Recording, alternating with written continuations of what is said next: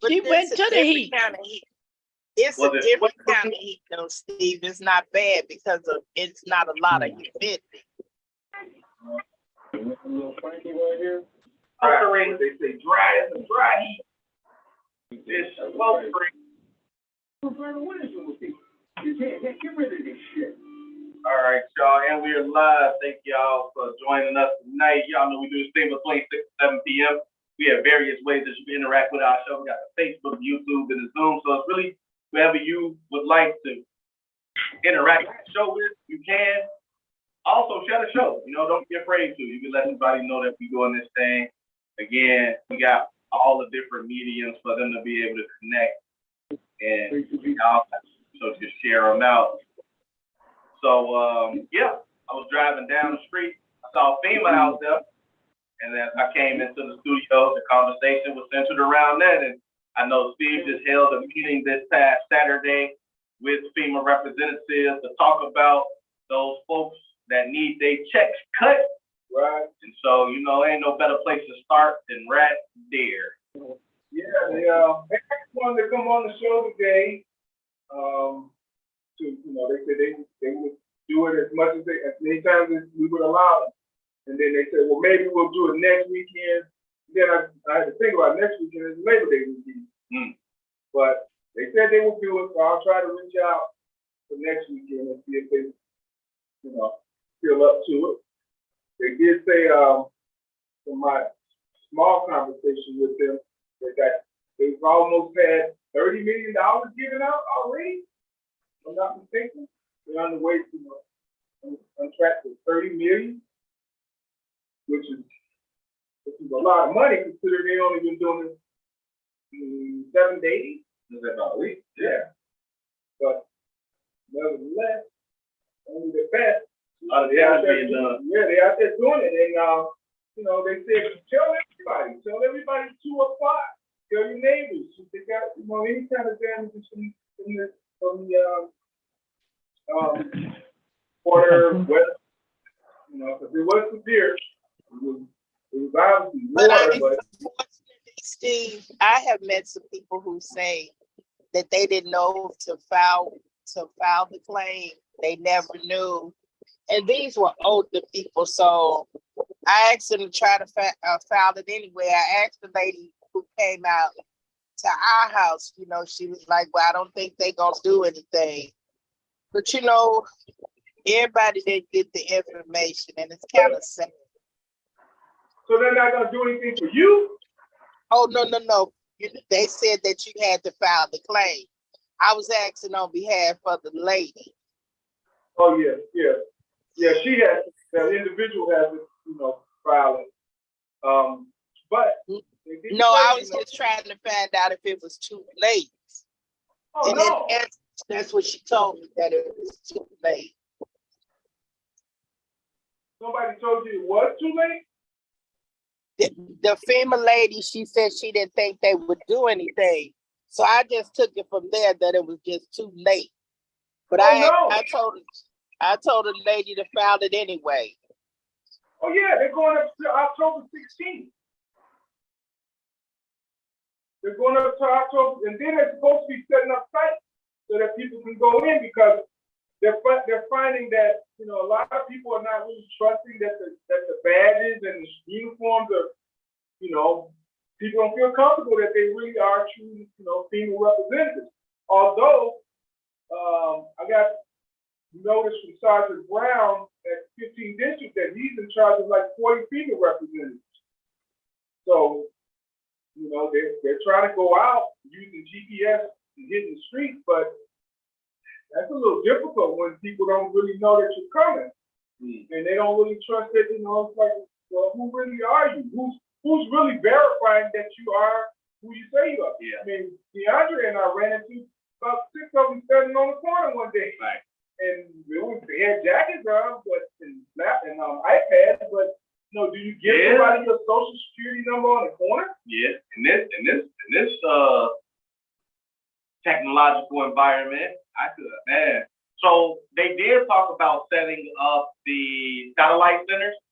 So that would be good, when they can finally get that going up. And if it was me, I would like to see a representative from one of the aldermanic offices or something be represented in that satellite location too, if they possibly could at all. You know, that way people could feel a little bit more at ease when they go in there and they fill out their information, you know. Well, I think once you set up any site that's known as a site, they feel at ease because they see an address, you know. And if it's one of the recommended sites on the list, and they know people are going in, they'll go. You know, they'll go. And the other thing is, I hate to say it, yesterday there was quite a bit of block clubs going on. They could have just hit the block. 14 in the 15th district. 14 of them going on yesterday. Man, it was everywhere. I seen 5, 6 of them just riding down the beach. You know, looking down the street. I went to Chantel. Oh, you did? Well, 4,800 blocks of Ferdinand. But they Ferdinand had Whitaker had theirs too, didn't he? Whitaker had his too. That was the 5,300 block of Ferdinand. Right. So that was a little further down. Yeah. So how was it on Chantel?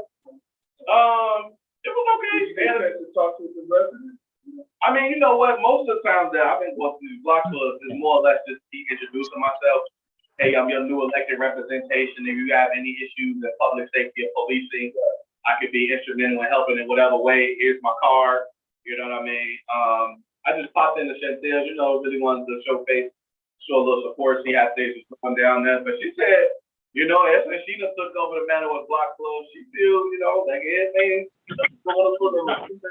Yeah. But I was saying, the reason I brought her up though is because I had stepped into her basement and I saw where they cut up almost like maybe a foot or two of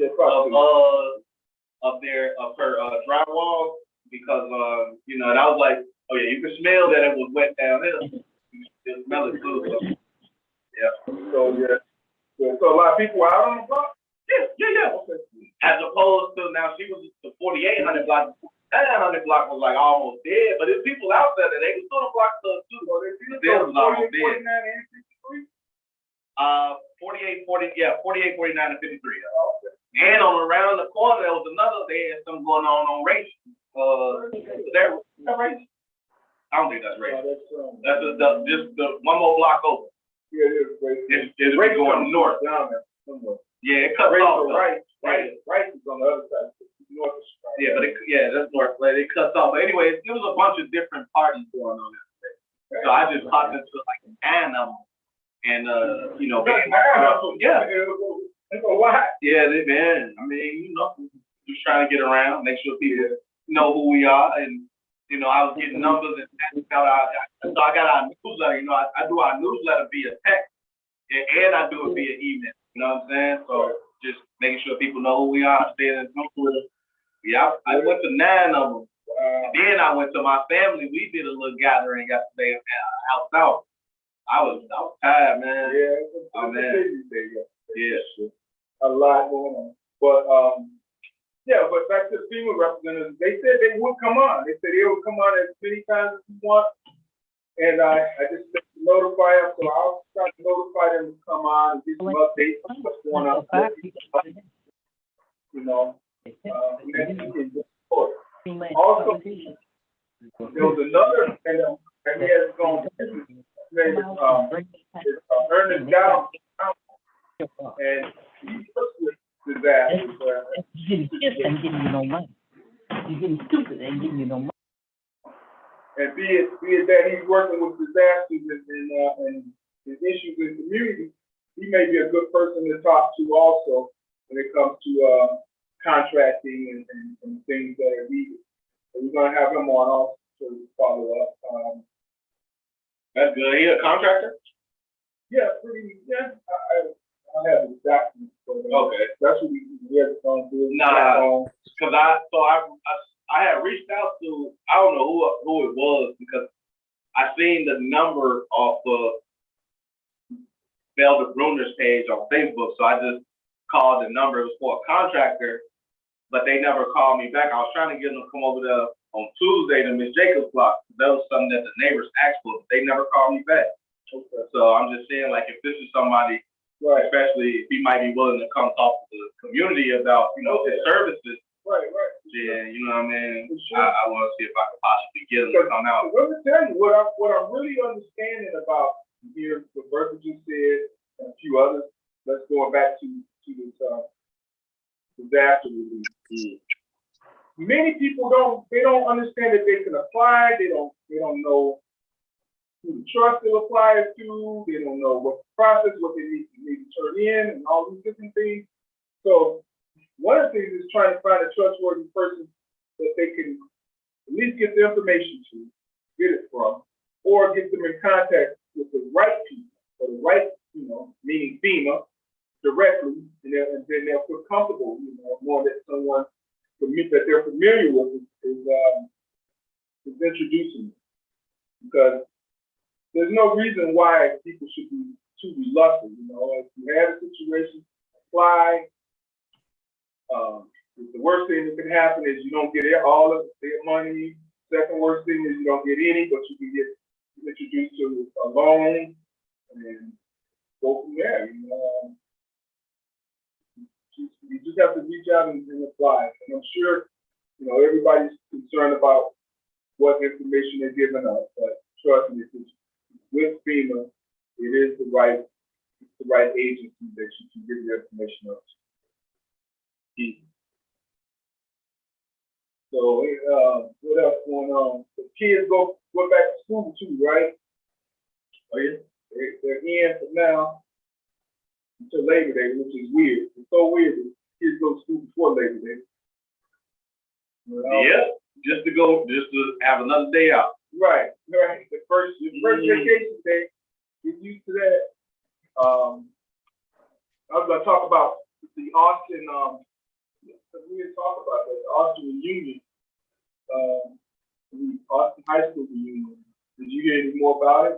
Nah, man, this was a good time, man. Yeah, really. Just good time. Really nice turnout. Yeah. I heard they toured the school also. Yeah.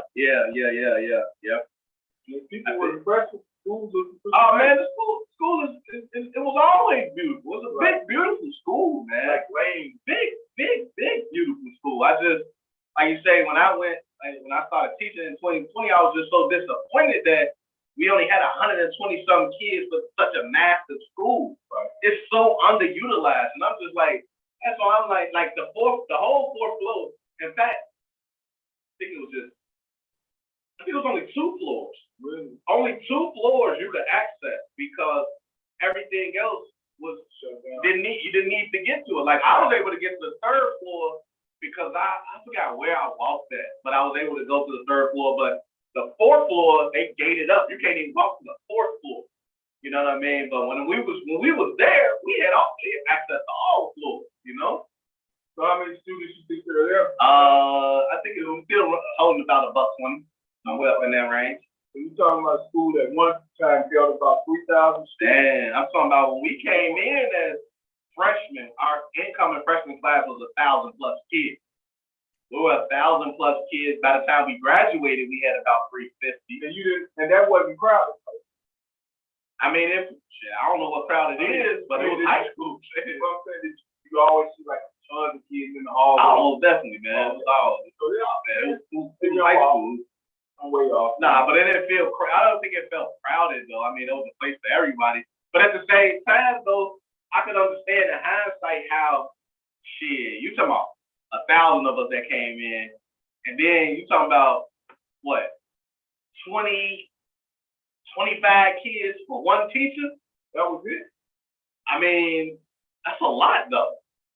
Man, we used to have like 36. See, y'all, that's lecture hall type, but that's a lot too.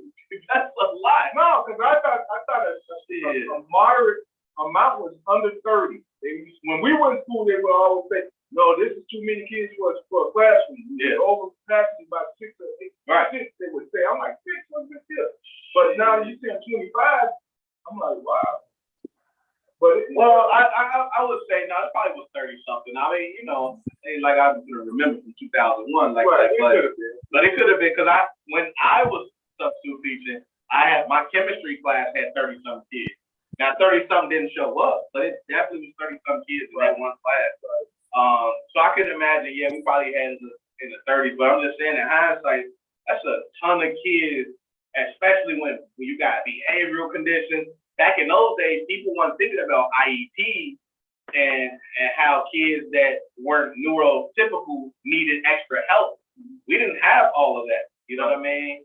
And so I can imagine, you think back how you had kids that couldn't read and they were being made fun of, and there was some more aggressive students and they was upset the most, you know what I mean? And you can see how 30 some odd kids in the room could breed, those type of conditions, and ultimately, in some respects, lead people like that towards prison, because they like, man, I come here, I get made fun of, I'm not getting the help I need, my parents ain't helping me, Right. No. But our children are failing. And I can't say it's all the teachers' fault or all the parents' fault. But I met a young man earlier today. He was with my grandson. He's a junior in high school, and it was something on the table. And he was trying to read it, and he couldn't even read. I wanted to cry. How they just passing this kid on from grade to grade, and he can't even read. I mean, you know what? I would say it's a money game, and I'm thinking about how it is in college, because it's a lot of people that's doctors, master level people, whatever, that can't do a whole lot by the way of reading and comprehending and or writing. And they got that because in some respects it's about the money. Can you pay? Not so much like that in public school, but a little bit so too, because my brother was saying how his baby coming out of school, she going into her first year of college, and what they owe, what do you say, about like $750, I think. She went to, what's the one down on almost like Lake Street? No, she at UIC, but what's the one kind of it's school or George? Damn. It's a street, not Lake Street, definitely ain't on Lake Street, but it's in that area, like school. Yeah, it's a school, high school. It's a decent right up in that, like Fulton. It's up in that Lake Fulton, Washington. It's up in up in the. You're talking about El Raby? No, not the west side. Lucy Flowers. No, that's the one coming to my mind, but not Flowers. Lucy Flowers. Yeah, no, not Flowers. El Raby was changed from Lucy Flowers. That's the old name. But you saying it's one of the good schools. It became a good school now. They got Asian people and everything going on. Westinghouse. There you go. Yeah. I couldn't think of the name. Westinghouse. You said it's Franklin. I said George. Yeah, Frank. That's what I said. I knew it was in that area. Oh, that Westinghouse was the thing back in the day. I'm a product of the house. Yeah. It was better when it was a candy factory. They built a new building. Right. Holman and Franklin. Yeah, that's what I said, man. I said George. It's like George. Yeah. But yeah. So she went to that school. And my brother said they owe like $750. I'm like, damn. Yeah, high school? Yeah. School fees. That's what I said, damn, what? Wow. I remember graduation fees used to be like $100. Oh man. But they up there now. Yeah, wow. They up there. So that's cap and gown and diploma and whatever else. Yeah. You got the ceremony, the banquet, and everything else. Yeah, for real. No, for real. Wow. But yeah, no, it is sad though, Ms. Preston. Like you be, and then you try to figure out, okay, well, what can be done? And in a lot of cases, like you said, you can't blame the parents or the school. And you do got to look at the person and say, okay, do you want to do this? Because what do you mean? What do you mean the person? The person, like, because you said a young man don't know how to read. So and he's a junior. I'm saying you can't always fault the parents and or the school system too. You gotta say, okay, is this a want of yours? You know what I'm saying? Is this something that you want to be able to do? Because if so, then you're going to, go after it too. But sometimes I like from the old school, charity starts at home and spreads abroad. Now you saying the kids, I'm just talking about kids in general. Back in my time when I was raising my kids, we made our kids read to us. Yeah. But they don't do that now. I'm just saying this is the difference now. These kids have to learn how to read at home. You help them at home. So when they go to school, they know how to read. Right. That's old school. That's back in the day. And I know it's a totally different day now. No, But, You know, Ms. Jacobs, I agree with that. I really agree with that. I know a lot of it starts at home. But then too, when my mom was at home with us, it was a lot different because my mom didn't work. A lot of parents now work, and when they get home, it's time to cook. And even Yeah. though with my kids, as I was cooking, they were doing their homework in the kitchen with me. But right? it's hard and times are different. And Yeah, so I I know. try not to say, whose fault it is, but it's a different time because even when I raised my kids versus how, with my daughter and my sons raising their children in the school, it's just so much different. I can So imagine. much different. Well, let me say this. I remember when I was in grade school, it was seldom that I knew anybody that couldn't read. Right. Maybe some people, they read slower or they didn't really comprehend as well, but they were reading. I don't remember not Yeah. one person. Yeah. Now, Yeah. I thought that was something of the past where, people had come from the agricultural, times and they worked in fields and things and they didn't have a chance to go to school. So I figured people that had worked the sharecroppers or worked the fields, which was probably pre-60 or even 60, those individuals may not be totally literate as far as reading. But here, in the year 2000 plus, that young kids can't read with all the things that we have out there. All of the what do you call it? Aids. Yeah. That assistance that they can learn. Somebody's really putting a foot on somebody's throat. Yeah, that's what I'm saying. It goes back to the person within it. Do you want that? Because it's available to you in a lot of ways. It's interesting too, man, because so obviously I'm younger than I think everybody on the line. But I You're still not younger than me, DeAndre. You're not young. but no, I say that though. I still came from the era though where we had to do what Miss Jacobs is saying, like, and I don't know if it's like maybe the era after me or something that has drastically changed, but we had to do that. I always say that I'm grateful because, as I always say, I was adopted for the first 8 years of my life, but I'm grateful for having a family that wanted to make sure that my brother and I were straight. And when my grandmother that adopted us went to work, she made her daughter is the one that took care of my twin brother and I, and we couldn't play, we couldn't do anything that was fun unless we sat down first and read. That's right. That's right.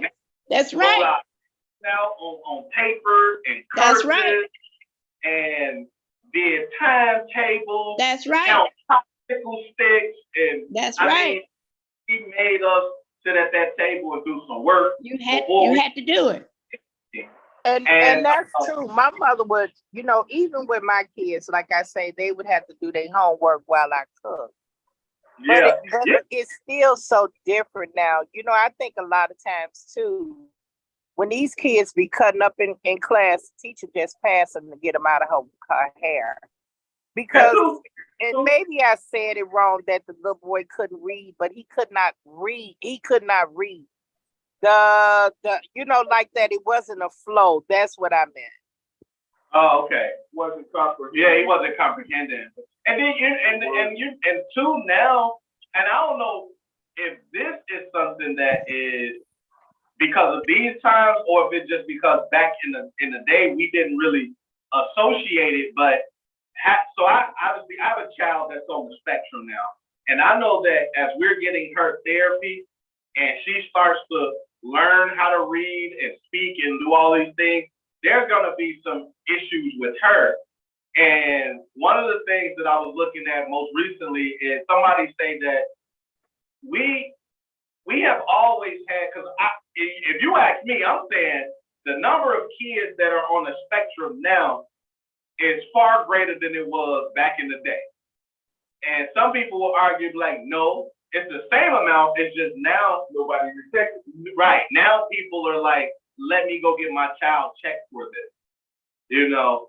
And so, you know, in some respect too, we got to be careful and being like, you know, maybe it's not that he can't read, maybe he has a cognitive disability that, you know, he's doing the best that he can do. He's probably not neurotypical. And so that's part of it too, and having to, and maybe he could be a person who wasn't diagnosed or something like that. Yeah. So that's something to be, that we gotta be more mindful of these days as well. Yeah, but now that you say that, if there were more, I mean, I've never heard of, when I was younger, never heard of kids, you know. I feel like me neither, to be honest. I cannot sit here and think of kids that I played with that were just so much more different than me that I was just like, why are you doing that? Or, you know, now again, I contribute how I am and my accelerated understanding of the world and comprehending because I had that grandma that did that with me, that sat down with me and made sure, or my auntie that made sure that I was doing my work. But I just can't for the life. I promise you, I don't think that there was that many people that I came across that were autistic in nature. No. I just can't sit here and think about it. No. And you were in school because kids would pick on her and say, well, Yeah, right. You just didn't see it. Not like this, man. Now I feel like everybody that I meet has a person, and they're young though. They're not people that are like advanced in age that, you know, these like, and you know, like people that might have like a condition like Down syndrome or something. Right. Now those people I remember seeing, and you know, but not to the extent where we have people on the autistic spectrum where they're just, you know, so much more socially different and have to learn in a different pattern and way. Like I don't know. It just to me it seems like it's much more accelerated in this day and Something time. has happened within the last 30 years. For sure. The last 30 years, something has changed. Yeah, And we can even say possibly 20. Yeah. Possibly 20. But so does everybody know that yesterday was the 60th anniversary of the March on Washington? Yes. Oh, nice. Yeah, would have been a nice day to be there, you know. 60 years. Think about it. Dr. King would be what? 90 something now? So he was 30 something when he killed us. But yeah, and just think, the whole idea wasn't even for the civil rights. It was based on the fact that they were looking at jobs and housing and things of that nature. It was all about a march for the poor. It was about the poor. That's what it really was. It was more about the poor, and then I guess everything evolved into civil rights from there. And to have so many people that actually came out that day, I think they did more than a day. It was more than a day back then. March on Washington, is this the million? This is not the million. No. March, right? This is in 1963 when Dr. King did his I Have a Dream speech. Okay. Okay. Yeah, and then, you know, kind of prompted and kicked into civil rights movement more so. brought it to a higher point, I guess. But yeah, that was yesterday. And I saw many people that were there participating. They had Dr. King's great-grandson here. His granddaughter or something like that. She spoke. And I think it's one or two of the kids were there. So how about y'all? I know it was a big day. I know Deandre said he made it to about 9 block party. What did everybody else have an opportunity to do this weekend? My plane didn't land till 6 o'clock yesterday, so I came home with sleeps. Oh. I hear you. How about you, Barbara? Steve, Yeah. what, didn't they have, something about the alliance, set up at Columbus Park last night or late yesterday evening or something? The Blues Fest. Oh yeah, Blues Fest. Blues Fest. Oh, I thought that, oh, really? It was somewhere Shirley had told me it was extravaganza event. Was that the same one? It could have been because I know she mentioned to me that she was going. She did mention, so it could have been the same thing. Absolutely. As she was there, I saw her pictures on Facebook. You're sure? Yeah, she was there. Chris Telefero, Brandon Johnson. I guess it was hosted by Ike Carruthers. Yeah. Yeah. Oh. Shout out Shirley. Never late, always early. Don't do that. Sure.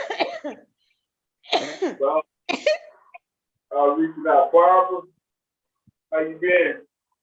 I've been fine. I came from a get together for Black women in businesses that I was with today, and I learned a lot about resources that these young Black women trying to come together and put in our communities and stuff. I mean, I know a lot of entrepreneurs, but ones that starting business and stuff. So I went to that today just to see what we're trying to do with this community. So it was like 20 women, someone invited me to it, but I was, keeping the information so I could pass on to you and, Peachbrook just to see if we can use these resources.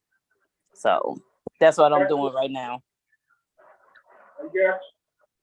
I heard that the governor made it, I think it was out in Schaumburg, there was a building that caught fire. They made that building a disaster area. Because I think there was a lot of seniors in it. Well, in Schaumburg. I don't know. There was a big fire not too long ago. Do you remember?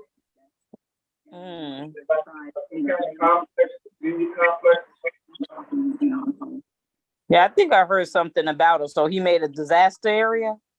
Yeah, he claimed that they made it a disaster because, I guess they can't go back. I guess they'll have to tear it down. Quick.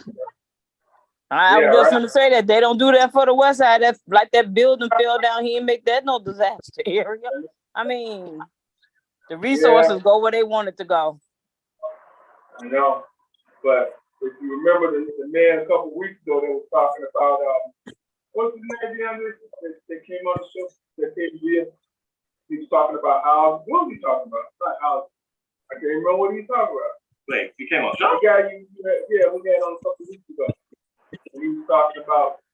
Well, this is how he put it. He said, if other people get it, it makes it easier for Black people to get it, even if we were the ones that asked for it first. Okay.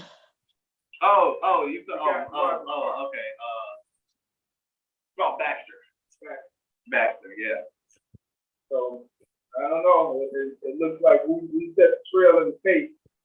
Yeah. Well, he was saying that when Black people support other people's issues, then we're able to get further with whatever our agenda is is what he was trying to get at. So he was saying like with the housing situation, because we brought him on to talk about housing in Austin and specifically how he wants to be one of the leads in helping to create an ordinance that would provide some of the things that Austin doesn't get in terms of its housing.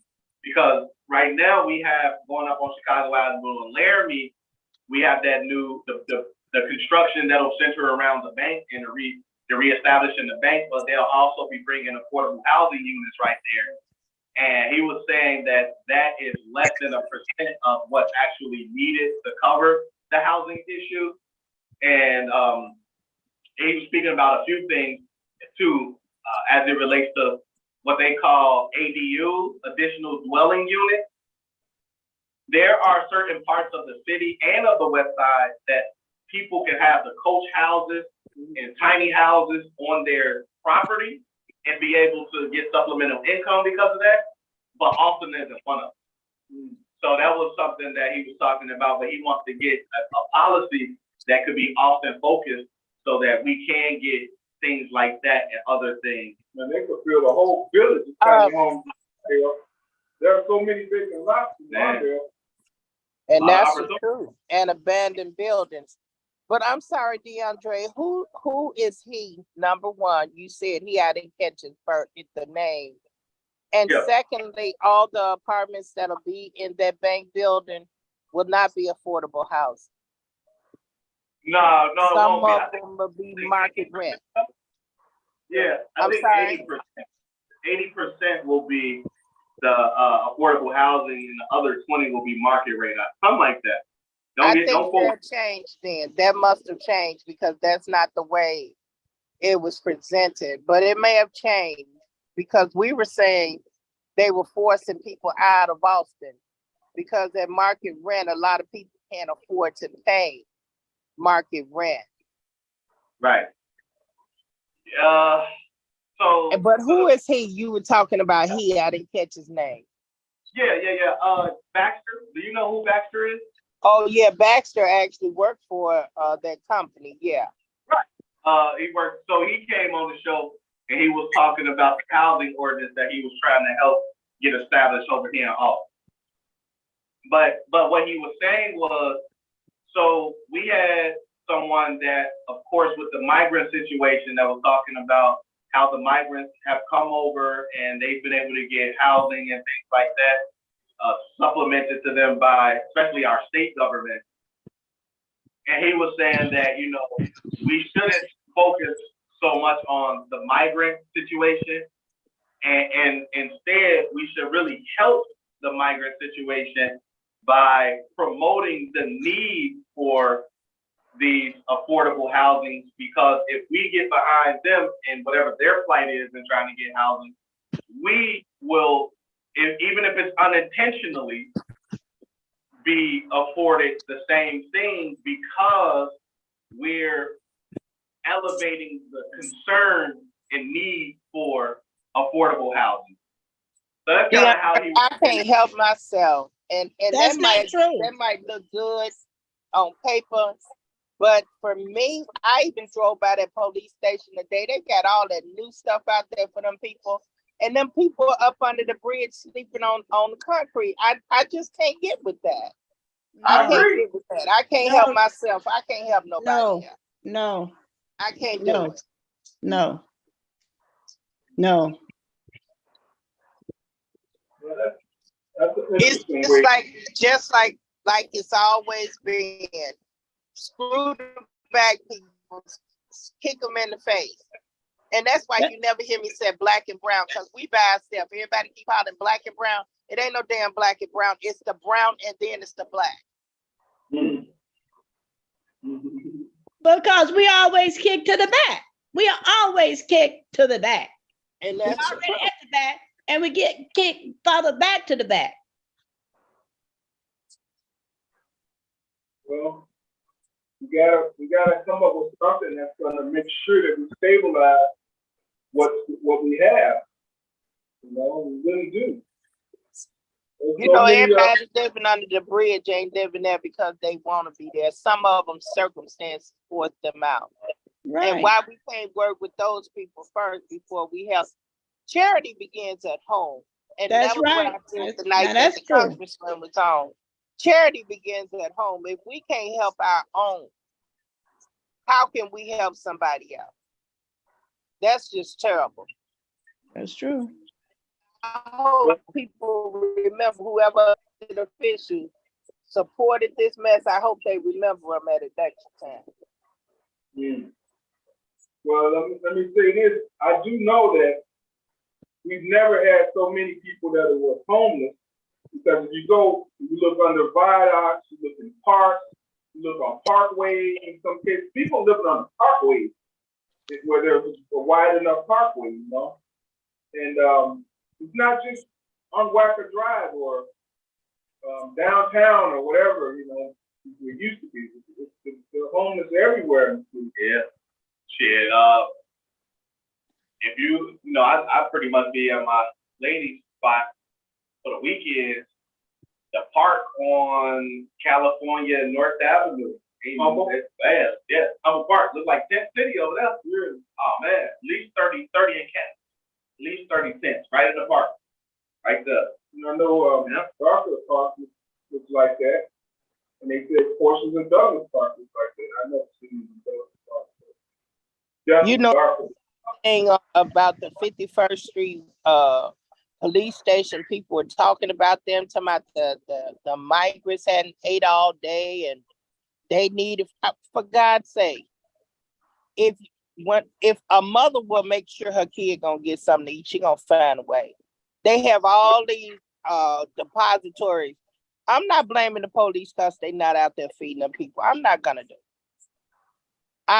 blame the police. Yeah, we shouldn't.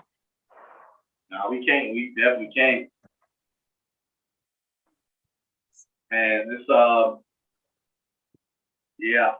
Yeah. But I do think, you know, one that Ms. Burton said, and I think we gotta push this, man. We gotta push this to be more vocal about figuring out how to get more money for our people.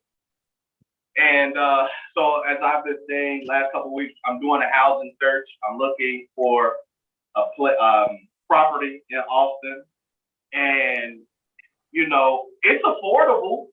It's affordable if you make a certain amount of money.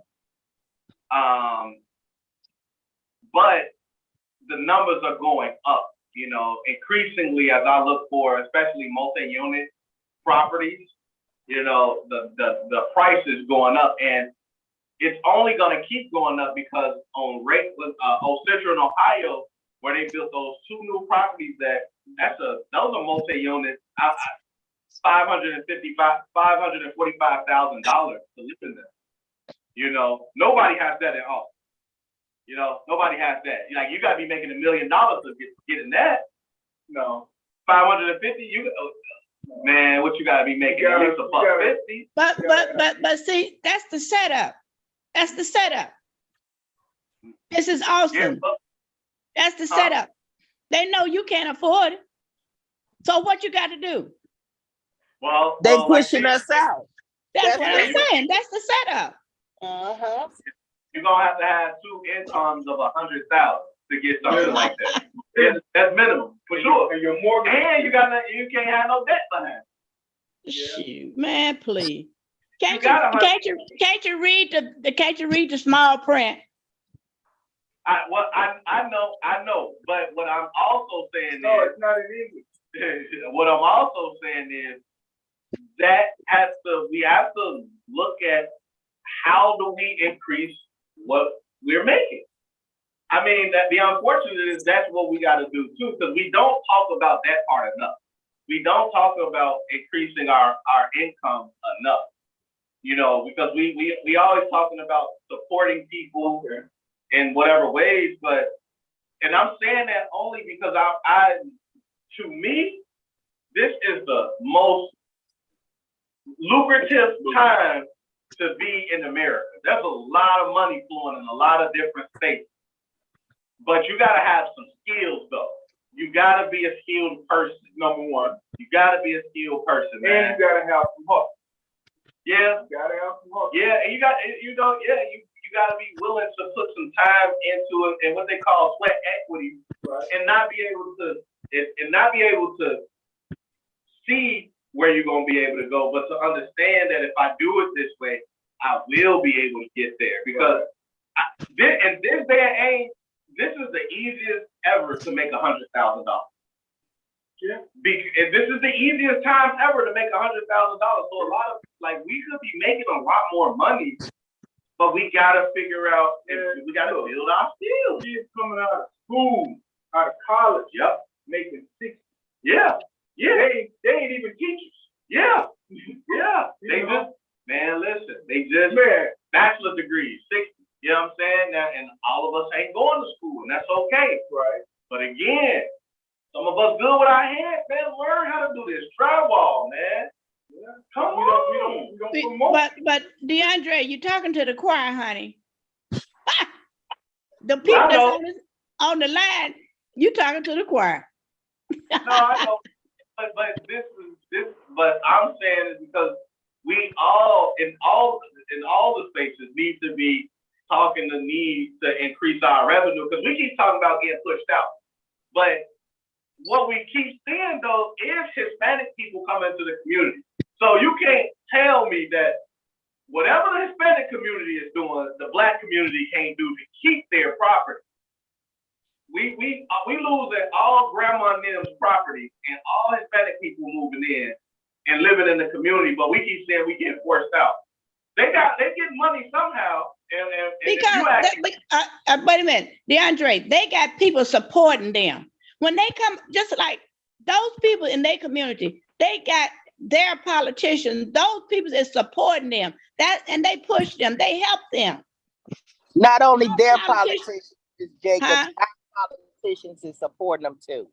Because the fact that they would send a doctor out to those places to see about those people, and you got people at home can't even get a home doctor. They rolling out the red carpet for those people. So, Right. yeah, it But makes they me got feel, people looking out for them. it makes me feel some type of way. Well, Hey, let me Texas, say, like, let me Oh. say this. Yeah. We need to orchestrate a plan. That's what needs to happen. We need to orchestrate a plan. Has anybody asked anybody, that do you want to live in? Do you want to live on the west side? Do you want to have a place like your parents had? I mean, have we even asked these individuals do they want this? We don't even know if they want it. No? If you look at the groups that's moving in, they're not necessarily young. They're not young people. There's a whole bunch of young kids, but they're not really the owners, no. I think I told y'all, I had somebody tell me one time, a young lady, she said she couldn't afford to buy because she had so many student loans and things like that, so she couldn't afford to buy. And I can understand that because you have to pay those loans back. But what I'm saying is, give our people the same opportunity that's been here that you're giving to these other people. Give us the same. Hell, send a doctor to my house. Yeah. So to the young lady, right? I got $200,000 worth of student loans, and I still have the ability to afford property in Austin, and I don't make $100,000. So it's all about unless she got 300-400, it's all about understanding how to play the game, though. You know what I mean? Like, part of it, all you got to do, especially when you got loans, is just get on the income-driven payment plan. That's going to drive down, because if you don't, it's going to take 10% of what you owe. So it looks like I'm trying to pay 10% of my loans is $20,000.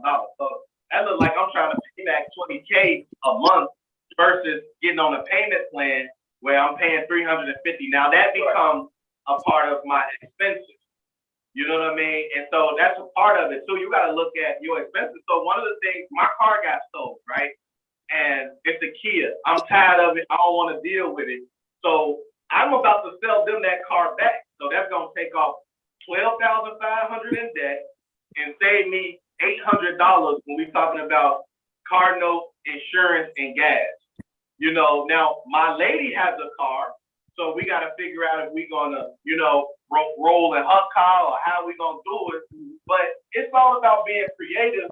And then additionally, I've been figuring out, okay, how do I use this degree to make money for myself?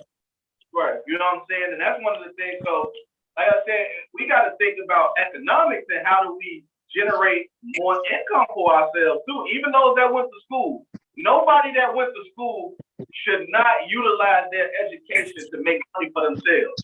You cannot just think that you're gonna make money for somebody else, right, and you're gonna figure your way out this rat race. You got to work for yourself in some way. Let me say this: we are in a service-oriented economy. You know, our economy has been service-oriented for over the last, I want to say, 15 plus years. So we have to look at how we can offer service in our communities, in our neighborhoods, in you know, where we live and where we play, and how do we make that happen? And how do we make that happen? Because like DeAndre said, everybody's not going to college, and everybody's not you know, not afforded that master's degree or bachelor's degree, but they do have some know-how. I mean, one of the things I think we really miss in our community are people that can repair automobiles. You know, where are these individuals that can just have a shop in the neighborhood and they can repair an automobile? So, you know, this is these are jobs that we need. And then we need stores. You know, when was the last time you seen a black-owned store in the black community? When I was little, we had those. We had black-owned corner stores. Yeah, that's what inspired me to be a businessman. You know, Mr. B, I used to love going to Mr. B. That was the electric man. Yes, it was. Yes, it was. You right there on what Mr. B was at? Was it Central Lake? Yes, sir, Mr. B. And then he moved over there to Austin and Lake. Let me tell you, he was the most well-stocked hardware store you ever seen in your life. If he didn't have it, he needs better get it. Man, Mr. B, yeah. well, I think What probably You hurt. wouldn't believe it, I was the best man. That's what's up. I can imagine. Yes, I can imagine. It's kind of hard to compete with these big box stores, these Home Depots and Lowe's and Menards. I mean, how does a mom call store like that manage? You know, DeAndre, I believe what you said. You know, some people had to be creative and use their degrees, but I have two friends, and both of them are professional people who have their property in Austin, and they said it's too high to buy. They weren't. They said it was too high. And I think I spoke to you and or Steve about this sometime back. Everybody, you know, thank God you have figured a way for you to make it work for you. Yeah. Everybody don't have that. They go in and they talk to these people and they try to get the best deal they can possibly get. But I still stand by what I said. Charity starts at home, and they are helping these immigrants more than they're helping the citizens of the United States who have paid taxes all their life living here. And by some circumstances, they ended up under the bridge or wherever, be it a mental problem or they lost their jobs or whatever happened. Let us help them people first before we help somebody else. They're laying out the red carpet, even though these people are at the police station. They make these old bikes for the kids and stuff like that. How many people you heard going in neighborhoods giving out bikes for the kids? But them the kids at the police station ride bikes. Come on, I'm not saying that mistreat the kids. That's not what I'm saying. I'm saying take care of your own first. I think much of what we need in our communities, we have to ask the questions to those that are in need. I mean, because most people are not saying what they need in our community. They're just letting things drop the way they drop. And that's why I was saying earlier, maybe we need to ask the question to the individuals that we know have parents that own properties and have lived in Austin, the West Side, or whatever for many years. What do you want? How do you want to live in? Do you want to have property like your parents? And then we can come up with a way and a format to make sure that these things happen. Yeah. You know, we're not asking that question to them. And Well, I'm then, so answering the question for the 50 to 60 people that I work with. All of them want to be homeowners. Even though they lost their children in these areas, they don't want to leave. So yeah, I speak to people. I'm not only, but personally, I speak for myself. But yeah, I've talked to the people that I work with. I have. And what's going to happen when it's time for election? Everybody going to be talking to everybody. Why not? So I'll say this, right, as it relates to home ownership right now, it's gonna be, there's short stock in Austin, and all of it, the majority of it, 90% of it that I've looked at as I'm looking needs to be refurbished. The good thing is we have the FHA loan, which is a first-time home buyer loan. There's also down payment assistance that comes with that in the form of a grant. And so one of the things that I did, you know, I'm always trying to utilize our neighborhood resources, is I connected with West Cook Home Ownership to go through them and learn about it. So I would encourage folks, because at least at minimum they take you through the process so you get the certificate for the FHA. And I would say this though, with the current housing stock that we have, you probably would need to be making like 65,000 to 70 to really land something. And that's something that you land is going to need work. And so you're gonna have to consider a couple things. You know, who do I know that will be willing to do a little bit of this work for me for almost a little bit of nothing and do it just satisfactorily to where I can, you know, build up my revenue and my equity and then you up the code. Right. So it is a challenge, but I'll say this though, one last thing. I'll put in, so when I'm doing my search, I'm looking for 60644 because that's more majority of the 15th district. But 5-1 has just a little bit. This over Chicago Avenue to Division is the 5-1 area code. But when I put 5-1 in, it gives me Humboldt Park, Garfield Park, Austin. If you think these prices are something, look at what's going on at Humboldt Park. Anything that's comparable to what they have in Austin that's going for $200 and something thousand is going for $600 something thousand. Anything that's 500 here is 700, 800 there. So all I'm saying is Austin, it may be we looking at it and thinking like, man, that's a lot. But with all of the stuff that's going on in Austin and all of this focus with these different developments and things like that, now is the time to get some property. So I'm just saying, Ms. Burton, to all the folks that want it, they should get with these neighborhood programs, at least start that process. If you can't afford anything, that means you just got to go back to the drawing board and figure out how to add a little bit more to your ducks to your roll, so to speak. But Austin is much more purchasable than some of the other West Side communities. I'm telling you. Right. Okay, I'm sending the text out right now, DeAndre. What was the name of that place you said? West Side Home Partnership. And let me get you the information. Let me look it up right now. All right, because you know I'll share some information, honey. I'll be guilty of a lot of things, but it won't be about not sharing information. Yeah.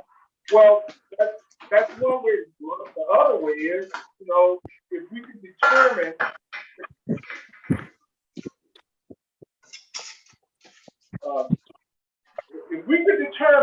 the needs, like you said earlier, Bert, that you had a group of women or people that they want to buy and have a home. Okay, so if those people want to buy and have a home, we need to assess what their situation is to get them in the right direction to be on a path to do that. I mean, some people just, it may just be because they don't have a job, or they don't have make enough, or they don't have their credit in order, or they just don't have any kind of way of knowing what's needed to get on that path. You know, we had started something a while ago called Making Money for Millennials and others, but when the COVID hit, we kind of kicked it to the side and we couldn't really get people there. Right. But, you know, hey, there's an opportunity now because we see things the way they're flowing, and I mean, they are flowing properties every day. Yeah, Ms. Burton, I just sent you, now what I sent you, it's old actually, unfortunately, but it was about, so it's Oak Park Regional Housing, and you know, that's Athena. And Athena, that group is over West Cook Home Partnership. And West Cook Home Partnership is located right there, right off Lake and Austin, right next door to the opioid task force.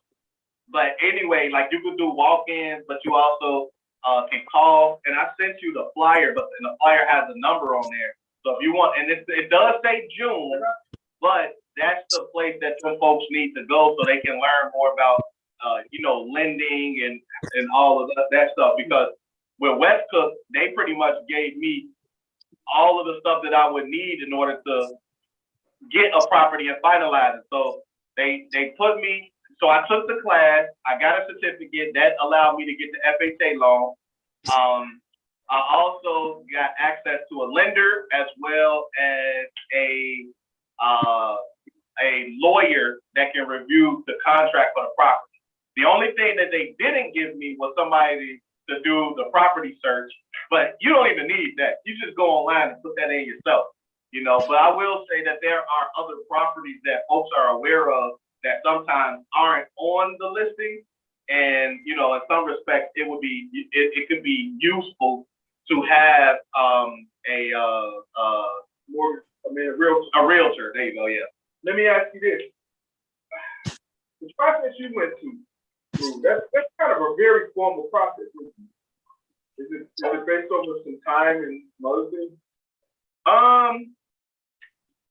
So I did it in January. I did it back in January, and it was an 8-hour class that you had to sit through. Okay, so just one day? Yeah, it was just one day. It was one day. All right. And then I started working with, what's her name? Deborah her name's Deborah Williams, at West Cook. And, you know, I was just calling her, hey, what do I do? What do I need to do? And, you know, stuff like that. Well, the only reason I say that, I think we need something that's a little bit more, I want to say, organic, where we can actually reach out to people that's just like in the community, that's living here, and they don't know where they're gonna go because they're thinking that they're gonna get their parents' property, and that's another thing. If they are getting their parents' property, we need to make sure that they understand what needs to be in place if their parents transition, so that they can keep their parents' property. I mean, we have to look at the big picture because it's not just going to, you know, West Cook. That's a good opportunity to start with. But we can just start this ourselves. We can start many individuals on the right path, making sure that they have the right things. You know, even if it boils down to insurance, you know, they have to have homeowners insurance. Yeah, we can get them to the right people to make sure that that happens, that they're covered. I think the question is, again, asking people, asking the individuals that are there, you know, hey, what do you really want? Conscience, what say you? Well, I just had a lady call me. Yes. Yeah. Exact problem that you face. She is about to lose property that her mother left. And she had a reverse mortgage. So people gotta look out for those and really understand what they're getting into when they do it. Yeah. It's not anything that someone given anybody, because you ever inherit the property,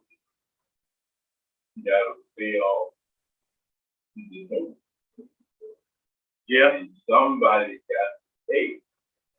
And the first mortgage, of course, was designed to give people in their last years the opportunity to take advantage of what they worked for all the way up to that point. And then whoever inherits what they're leaving will have to take over in order to keep it. And so, yeah, I've had 2 calls, people just the other day, trying to find a place to rent in the Austin. They want to move in Austin. Right. And they want to rent. So they are looking for a place to rent. And they'd like to do it in a 2-story or 3-story building. Right. They don't want to live in this thing bigger than that. So there are ways for individuals to develop wealth. Sometimes you can't do it alone. Right. Then you can get with somebody else and do it. And many of the people who bought buildings, their first building was a 2-flat. That's what I'm trying to go with. So I need that. 2-flat, where I need that. a tenant can help pay the mortgage. And if they do that, I know people who now have 4 or 5 pieces of property who started with a 2-flat and just kind of kept moving. Right. I will say, with some of these prices though, you're gonna have to charge tenants almost $2,000 worth of rent. Cause these, like I say, it's one right now, 107 South Austin, 2-flat, newly upgraded. It's on $450 for that thing. And I'm sitting there like, I was talking to somebody about one that's closer to Jackson and Cicero. They want $320 for it. And after we was doing the numbers, I said, okay, well, I'm gonna charge a tenant $1,300. That's a 3-bedroom, 1 bath. That's what you can get for that. That's cool. I said, I charge $1,300. They say, okay, if you're gonna do it like that, well then you right at the money on $320. You can get this. So you know what I mean? That's that. And so I'm trying to think, okay, if this is a 2-flat that costs $450, what am I gonna have to charge the people that want to rent here? And this is another 3-bedroom, 1 bath. So that's $1,800 to $2,000 to live in Austin. It's on Austin Boulevard, 107 South. But I mean, okay, you next to Oak Park, but that's a lot of money though. It's a lot of money, but you know what they're paying across the street? They're paying almost $2,500 a month. And man, but they ain't gotta worry about what we gotta worry about, man. That's different. But they got to pay. I'm saying, if you count it up over a period of time, it makes sense and it's worth it. You know, we had a seminar at Smith and Public School. Oh yeah, Right on Vision Street the other week. Talking about folks that's preparing for End of life. Yeah. And preparing for end of life. And there are many people who work their whole lives and get down to the end of life. Yeah.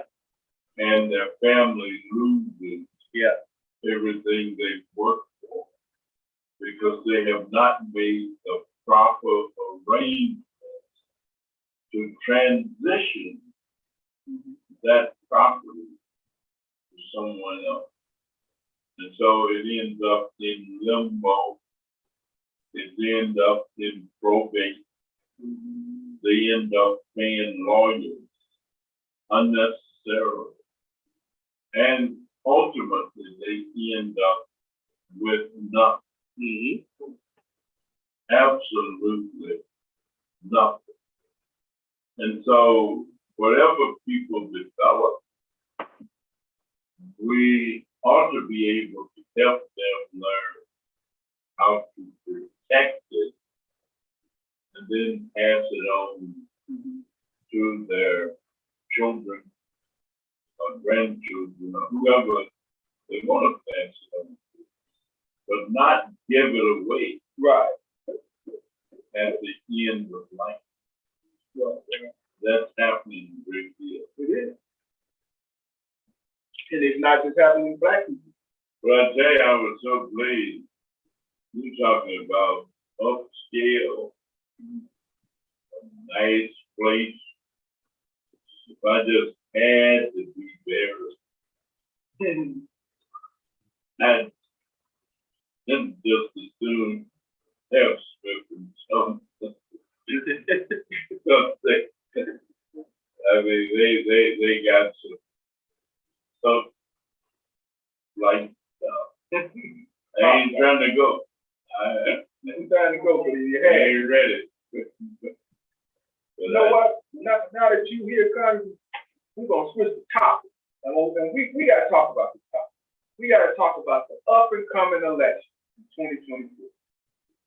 And you know that you'll be running. You know that President will be running. And I'm hearing a lot of mumbling and grumbling from black people. A lot of black media. They mumbling towards Republican Party. And I don't know what is it. Well, I tell you what, you can mumble and send yourself straight on the hill. Yeah.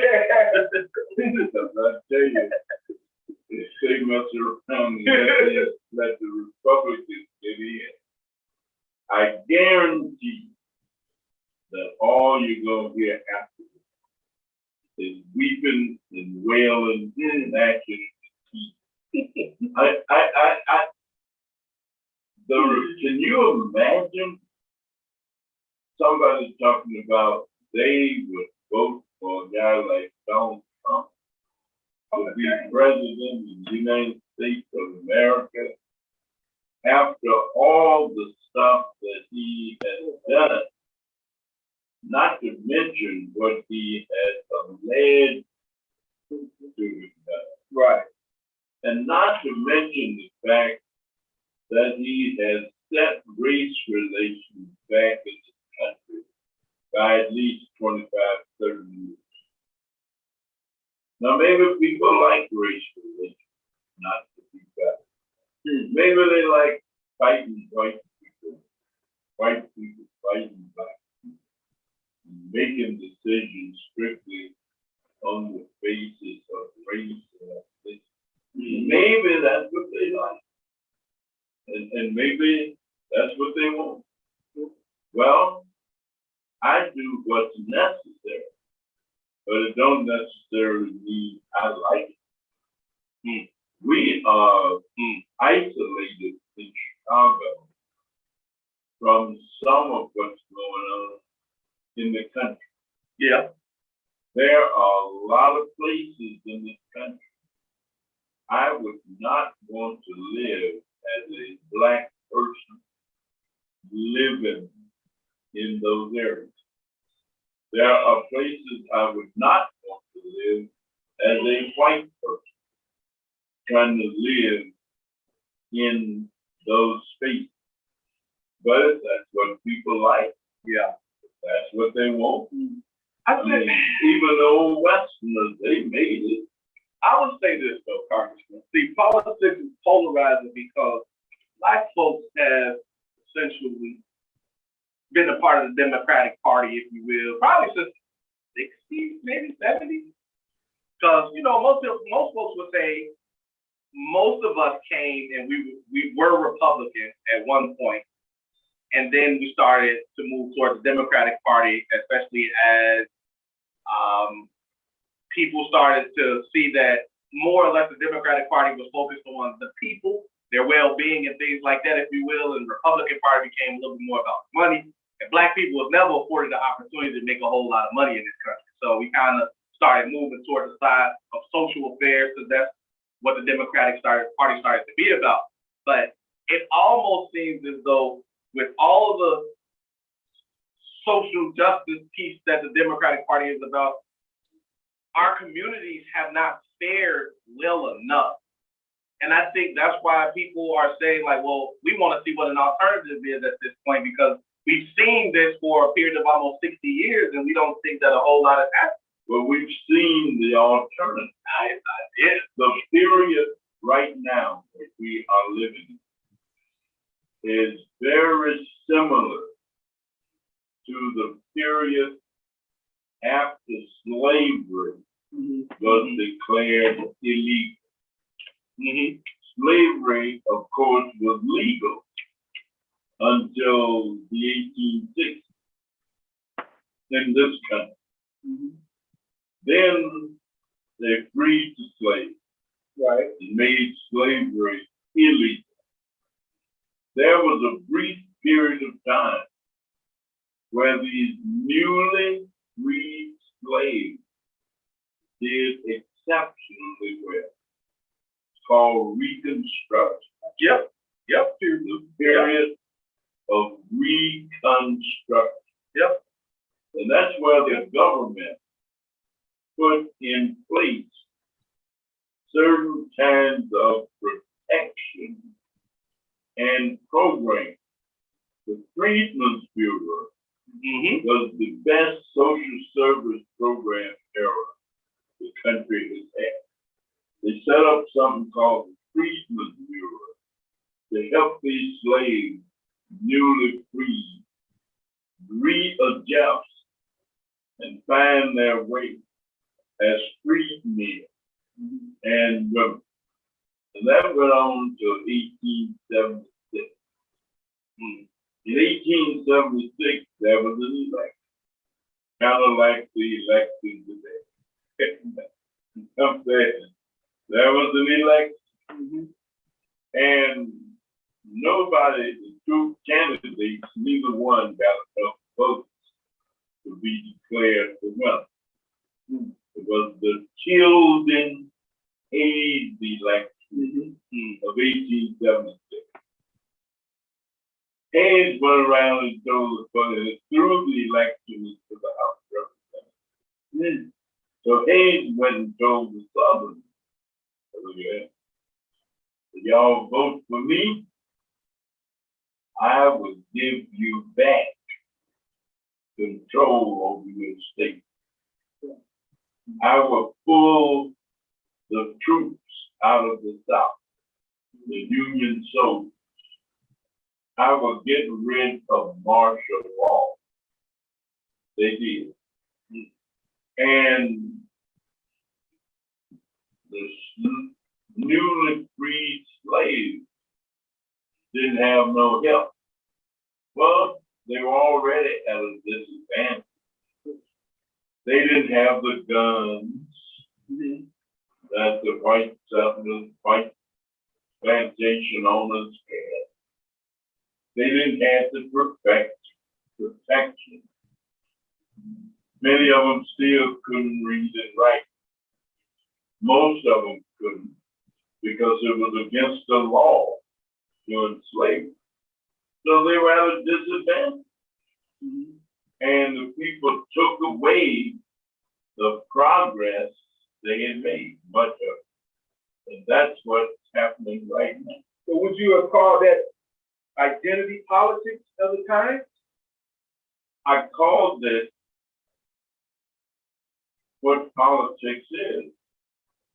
And that is generally whoever is involved in it is trying their best to do things that they consider to be in their best interest.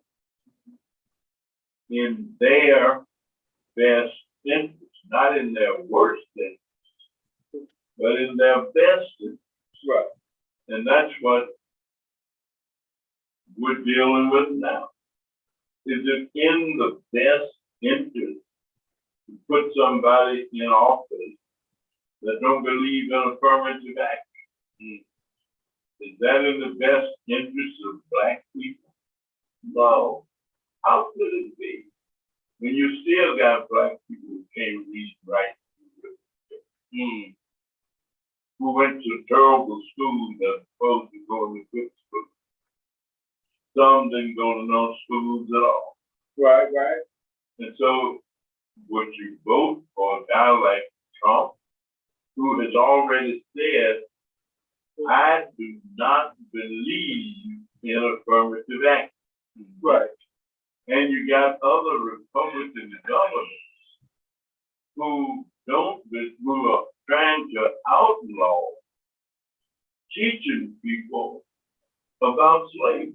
And you got another guy in Florida who said that slavery did some good for black people. And he said, what good did it do? They were able to learn a skill. That's what he said. The slavery wasn't all that. So people came here, they had no skills before they got here. That's crazy. That's Well, that's what he said. I'm saying, I don't know exactly what he meant. Right. But he said it. And all of these programs and stuff that we got to help people with this, that, other, the Republicans are trying to cut every one of them. Every one of them. Yeah. They say that the government is spending too much money.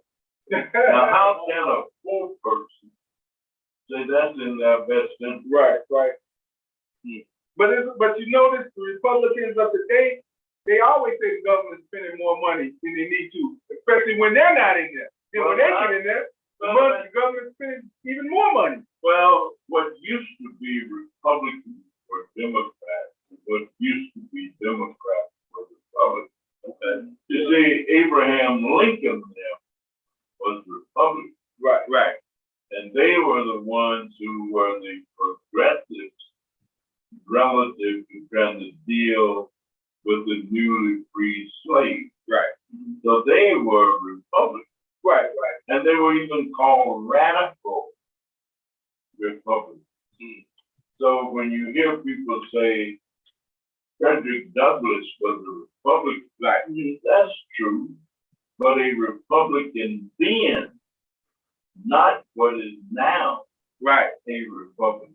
Right. And so they be trying to trick you, right, that kind of stuff, but not tell you the truth of what this means. So, yeah, it's terrible. Yeah, and you know what? This is something that you just made me think about, right? So I understand how ideologies could change over time. So basically what you're saying is that both of the parties essentially just flip. And the thing is, because these are parties, and let's just call it what it is, it's almost like a business at this point. It's like there's a brand that you have to occupy. And you got to sell yourself to the people. So I would go on the limb and say the Democratic Party, in a sense, for a lot of folks, just aren't maybe selling themselves good enough there. Well, they've done some things that have not been good. I mean, neither party has been what you would have hoped parties would be, but you get the laughter of two evils. I mean, politics in Illinois or in Chicago is not the same as what politics was 50 years ago in Chicago. Right. 50 years ago in Chicago, politics was very good. Yeah. Matter of fact, they had built up strong political parties by helping people originally. Well, we talked about that. And the way the scam artists do, when a scam artist comes to somebody, they tell you they want to help. Right. I'm going to help you do so and so stuff. I'm going to help you.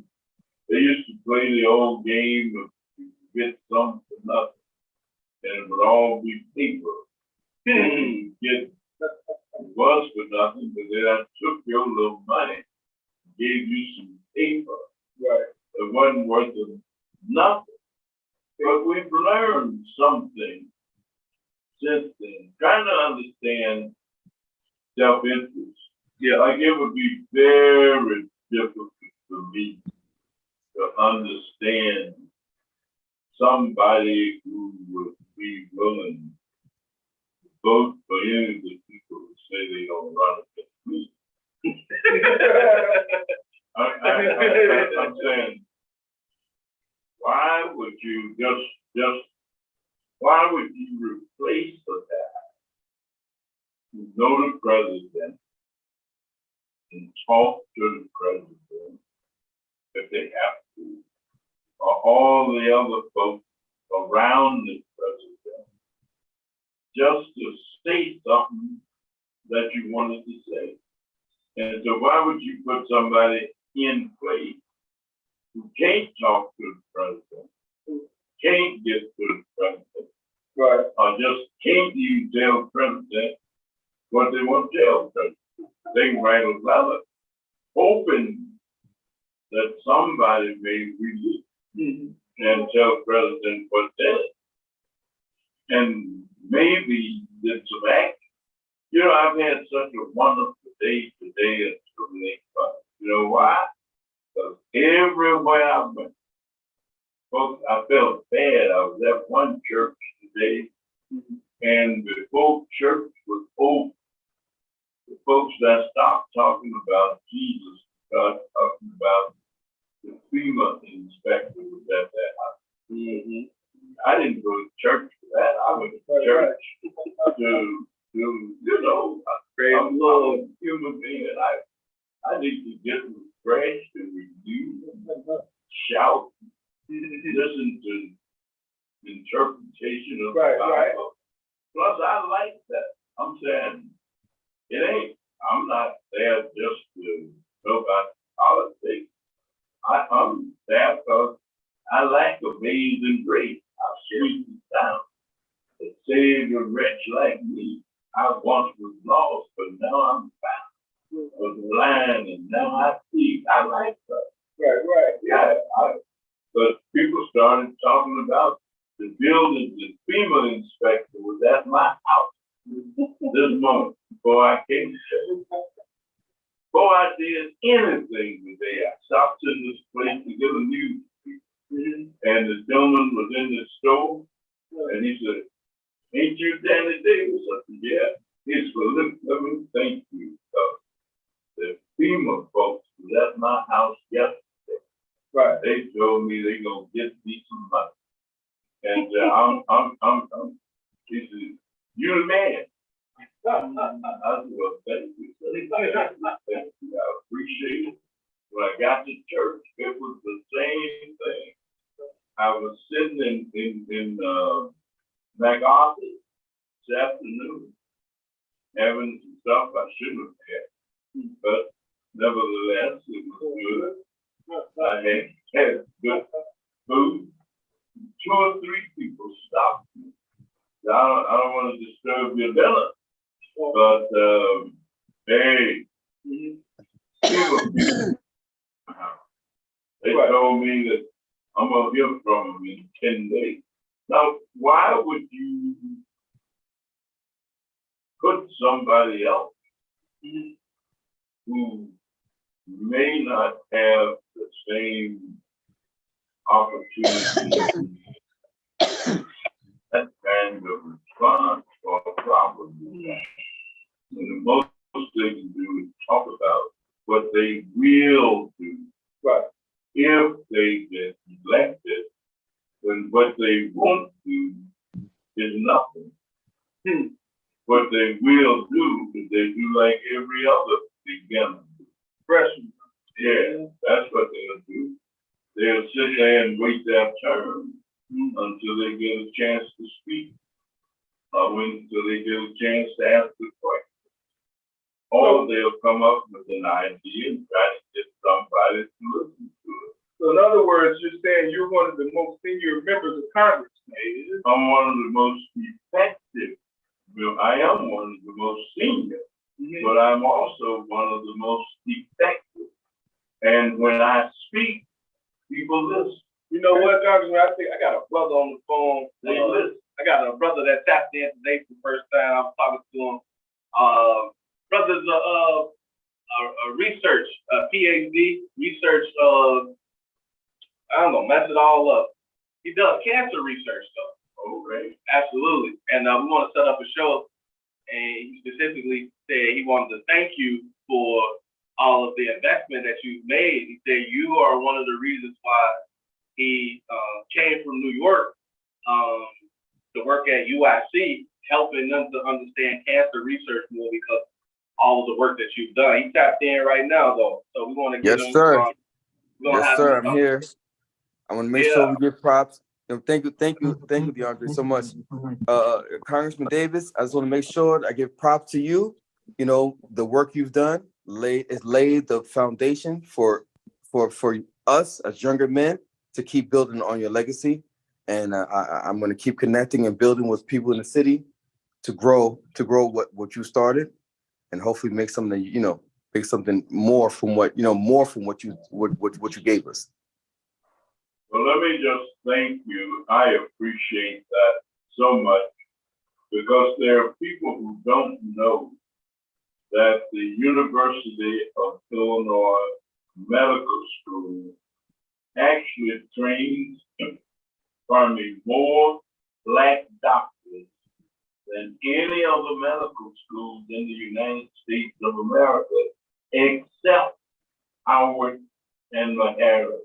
The two that was designed specifically to train African Americans, but still we only got about 2%. And so we need to be pushing hard. And one of the reasons that the University of Illinois does as well as it does is they started something called the Urban Health Initiative, Urban Health Program, about 40 years ago. And there are those of us around now who were around then, and we became health activists. And we started pushing them. Dr. Karen Mason would tell you that program helped him to become the physician that he is today. Right. And he's one of the most renowned health educators in the United States of America. And so I appreciate you, sir, so very much. And we've only scratched the surface in terms of what University of Illinois does. But it's doing better than a lot of We're gonna bring him on the show so he actually can talk about his cancer research, some of the things that he wants to do. We were talking a little bit about, some of the ways that he's approaching it, and of course making it culturally relevant for our people.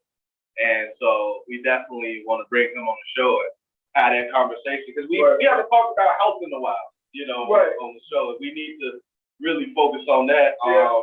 I'll say this too, I ran into Zerlina. Yeah, Zerlina. I ran into Zerlina the other day. She's looking real slim and trim. And I actually called up Keena because I was like, man, I ain't seen her in so long. She was looking healthy, real good. You know what I mean?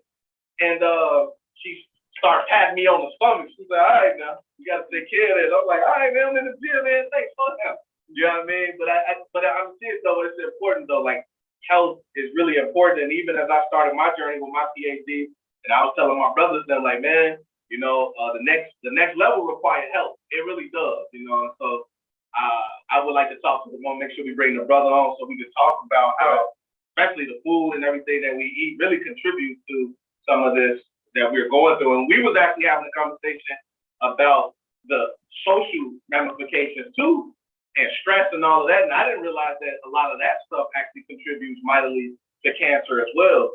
So we definitely gonna bring them on so we can have a more robust conversation about that, and everybody could be privy to talking about this health. Cause we gotta get it together, you know what I mean?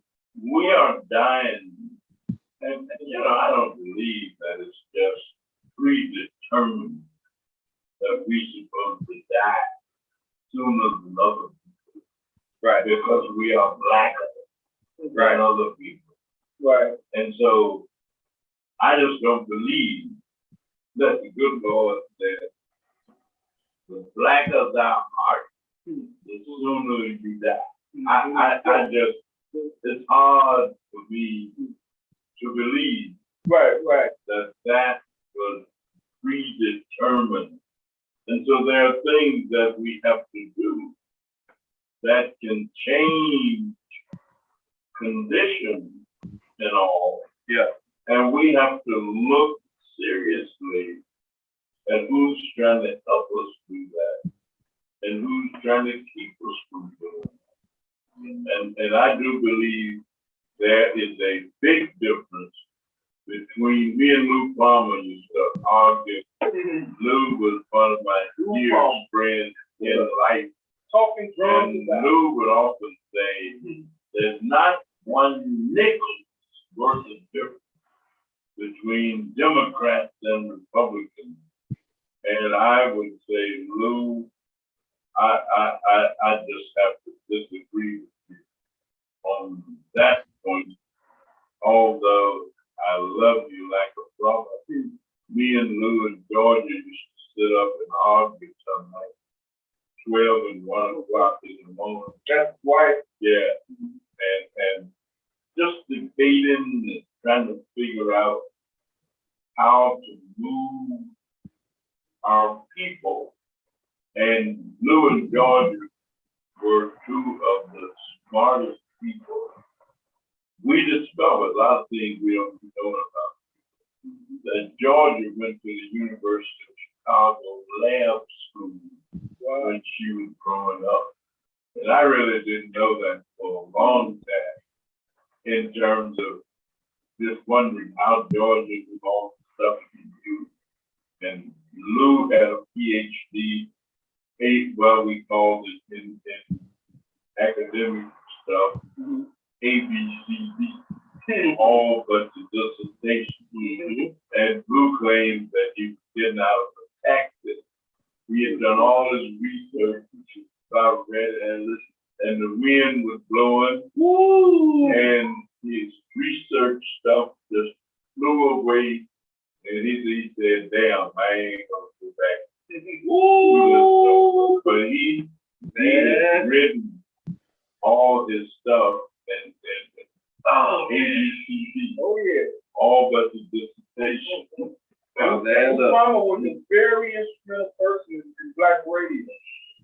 Well, he was instrumental in conveying, and Lou was a person who wanted to be a common man.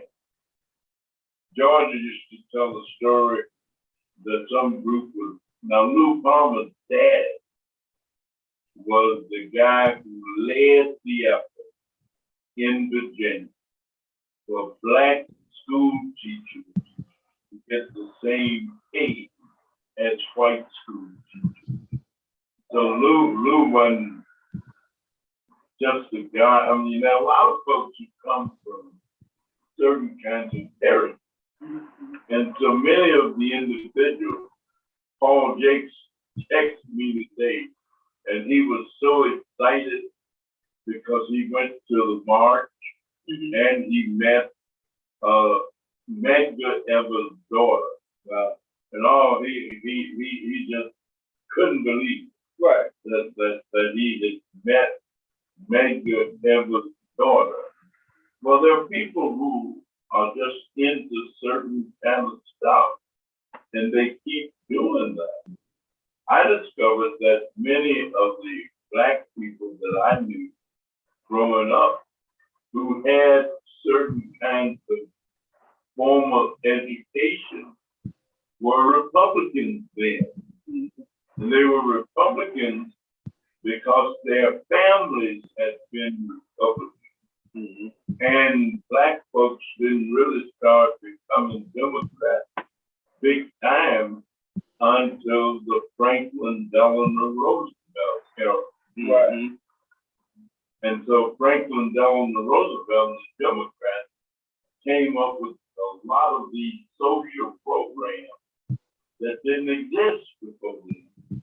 And so a lot of black folks then started switching and becoming Democrats when people start putting in Social Security, when people were about to starve to death.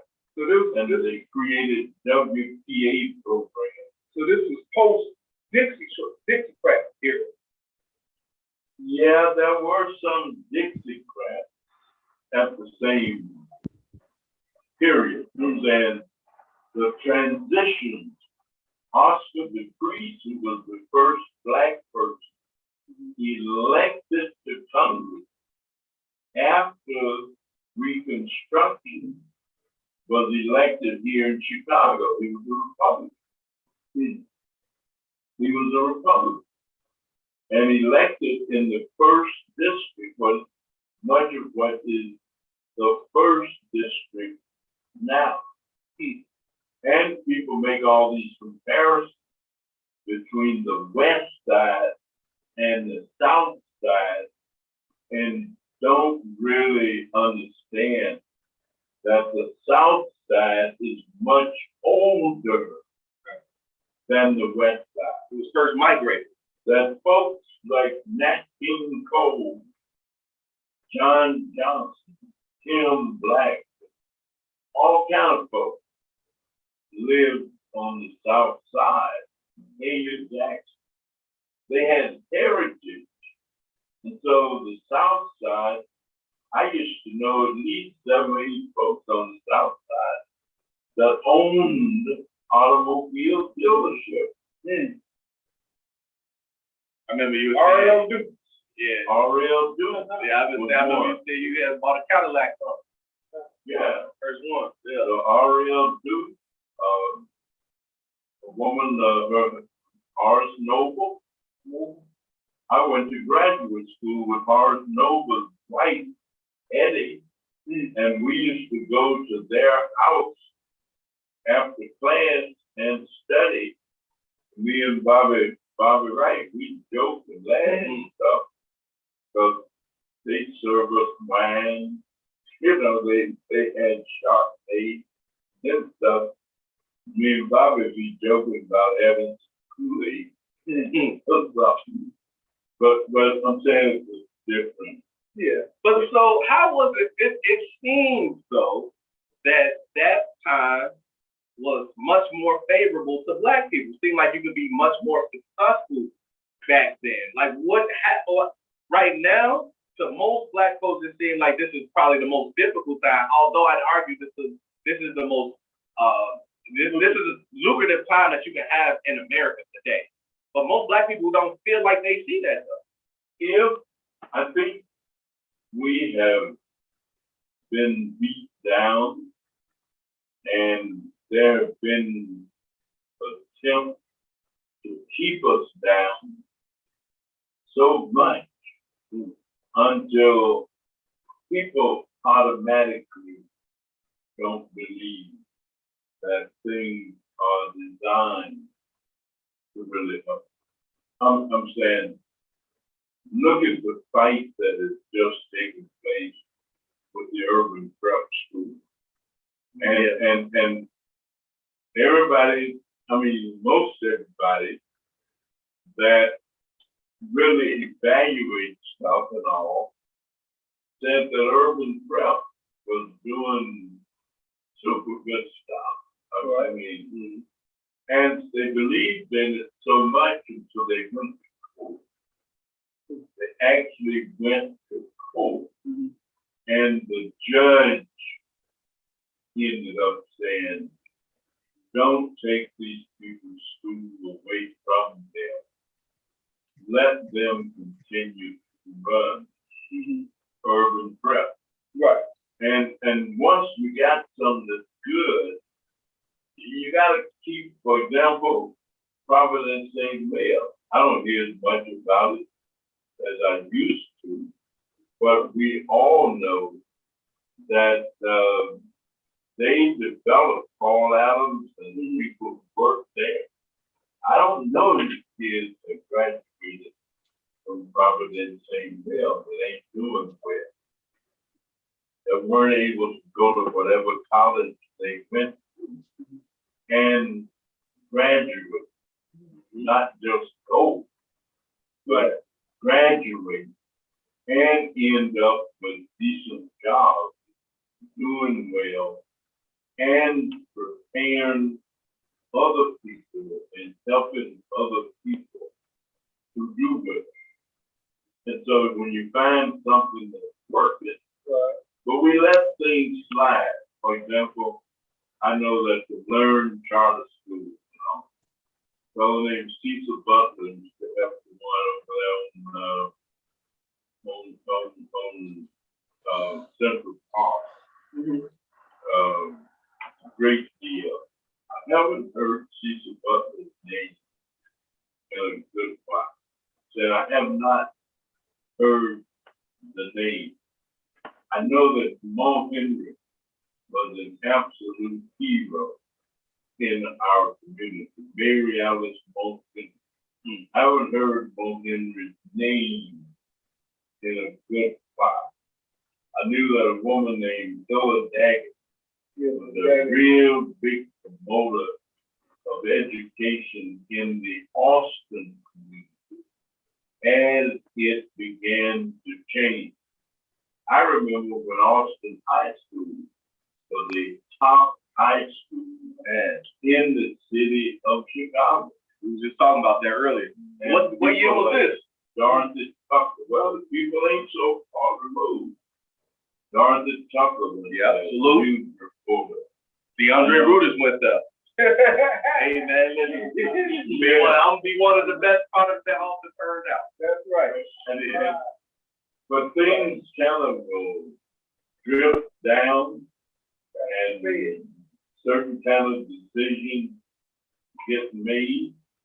And the reason I keep highlighting people is because I have so much appreciation for the generation of people who went before us. I'm saying the people who laid the foundation for what we can do now. Right. And they didn't have nearly the same environment working. I'm saying, we don't have to do no gas or walls. And yet there are people who do it anyway. We don't have to kowtow Right. to what somebody else think ought to be the decisions and things that we make. We can be upright and stand on the principles of self-determination. We can do that. We don't have to bow down to nobody. Right. And laugh and ain't nothing funny and pretend that we satisfied when we're not satisfied. We don't have to do that. Don't look the man in the eye. All of that. That sounds like a pit. Keep your face down. That's how it was. But if we're not careful, we will allow ourselves to go back that way. That's true. And I appreciate spirited conversation. Yeah, I remember a guy named Al Janet, who was actually the nephew of Robert Higgs, that Higgs started from. He was another activist along with Pamela Howard Harris, who a little bit older than I am. But it would be interesting to go to meetings and listen to Al Janet say, no more whiplash for me. He'd be talking, saying we're not going to bow down, we're not going back. And that was part of what he said during the early years of African liberation. No more whiplash, no more oxygen block, no more any of that. Well, we don't do enough of that. We don't have enough of that going on. So people don't necessarily grow up with the notion of self-determination. Yeah, that's one of the principles, huh? One of the principals, Spear, you had a question? Or statement? Yes, thank you.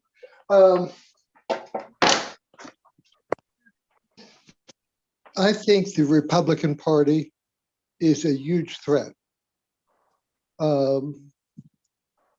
But Congressman Davis, you know all the details. And I would like you to summarize in just a sentence or two or three so that you can convince DeAndre and his brothers without a question about the vast difference between voting for any Republican for president versus Biden. I would like to jump in on that. You know, Can we get, Deontay, can we get the congressman's reply and then go back and forth with him? Well, could I just say this one thing about it? I do not believe that single individuals have as much influence over determination as we sometimes have a tendency to believe. I'm saying the president, for example, is very important, but the president does not operate in a vacuum. Almost every decision, big public decision that gets made, there is a whole group of people who debate, discuss, and determine what that group's position is going to be. Mm-hmm. So it's not just that some guy wakes up in the morning and somebody asks a question, and this is the president's position or whatever on it. No, they got a dozen analysts that they be paying big money to analyze and try to figure out where the people are, and birds of a feather have a tendency to flock together, and so they come up with the message. And that becomes the message. So it's not one guy, two people, it's a whole network of folks who think alike and agree that they want the same thing. Even if they don't think alike, they want the same outcome. They'll figure out what is it they need to do in order to try to get the outcome they look for. You know, I kind of wanted to respond to what Barry said. And especially if you black, how's it going? I'm Mosaic Monk. But especially if you black, we do not need to be voting for another white liberal like Biden. We don't need to be voting for him. The man went on a national black radio syndicate talk show and told black people, if you don't vote for me, you ain't black. That's one of the most disrespectful things you could say to somebody who is black in America, who goes through trials and tribulations as a black person. Malcolm X already told us, watch out for the white liberal. One of our leaders, our brothers, told us to watch out for the white liberals. Because white people, the same white people, not all white people, not all, but most. The same white people that got Black Lives Matter in their window, they're going to be scared of you and call the police if they see you in their neighborhood at night. We got to vote for the great white hope. We all know that. We got to put Trump back up in that office. The economy was doing good. He donated to a lot of HBCUs. He donated he let a lot of people out of jail who was locked up for petty crimes like weed and things like that. You feel me? And a lot of people and more young black men and women are starting to become more conservative and leaning towards Trump. Trump got way more of the black vote, way more of the black vote coming toward him this election. We don't need to be voting Biden in. Biden laws. Biden is bringing in Good night. immigrants. Hold on. Good night. Biden. Good night. Bye bye. Biden is bringing in immigrants. Mosaic, let's get responses. Hold on, wait a minute. See, the white man always know more than the black man. He trying to cut me off. You see, 400 years and you cut me off. Let me get. Well, you didn't talk too long. Let somebody else have a chance to say something. You done said enough. You know what? That's wrong. Now, enough is enough. You said what you had to say. Let somebody else have an opinion. Hold on, stay in a woman's place now. Come on now. I got a question for Monk. Well, I like to meet you at night somewhere. Hold on. Monk, here's the question. Mosaic, I don't think she's talking about a date. All of that for Trump. But the reality is, you just said leaning, and you know good and well you ain't voting. Because if you were really voting, you I'm gonna vote. Registration card. Oh, I'm gonna vote, man. I'm gonna vote. When you getting your voter registration card? Oh, as soon as they come out. As soon as they come out. As soon as they come out, I'm gonna get it. But Steve, respectfully, Steve, I did the right. Okay, you know I'm gonna be so transparent. You know what? I'm not gonna lie to y'all up on this podcast. I haven't voted, and you know why? Because I was not educated enough to vote. I was ignorant of the facts. I don't think people 18 to 21. I don't think young people should vote. I think you should be 25 and up. Because you're too ignorant. You don't know who you voting for. You don't know the policies. Y'all remember when I forgot what you remind me, Dre, when P. Diddy and them was running, they was telling people who to vote or die. Who was they talking about? So Obama. Obama. We voted for Obama. What did Obama do for us black people? Nothing. Let me give you a charge, Monk. So do you believe and trust in anything that I've said that since I've known you? I believe half of what I hear and half of what I see, even if it's said by me. Okay. So that would be 50, that would be a yes. Okay. So it's all right to doubt. I think there are people doubt, you know. Even if you remember the Bible, Thomas was a guy who doubted in everything they'd be coming up with. Thomas would be wondering, is this going to be real? Or is it going to happen? But he still was a member of the group.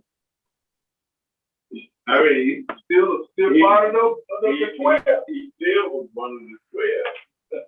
That's right. Even though he doubted a lot of what they would say, and he would probe it and ask. And I read about this one guy who was a philosopher, one of the great philosophers named Schopenhauer. And he often said that the only thing that he did not doubt was the fact that he doubted. It's the only thing. That was the only thing that he did not doubt. But this is my charge to Mosaic.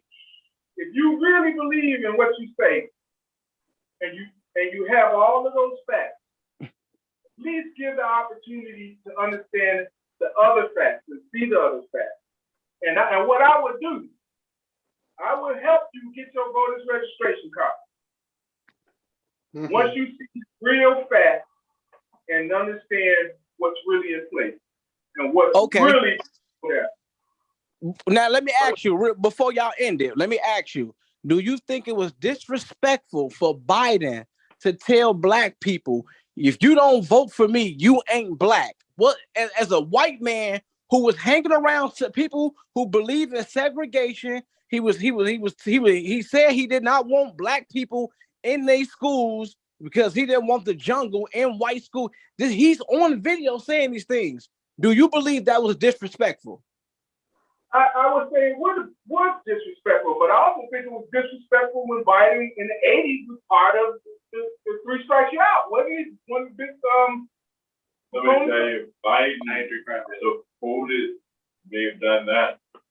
But when I got the Second Chance Act passed and signed into law, right, by a Republican president, Biden was standing right next to me. right. And he was standing right next to me. So he evolved. Behind. The trickery of the white man. What about the flood? But But if Biden were in, since Biden was in, versus what Trump would have done on the West Side.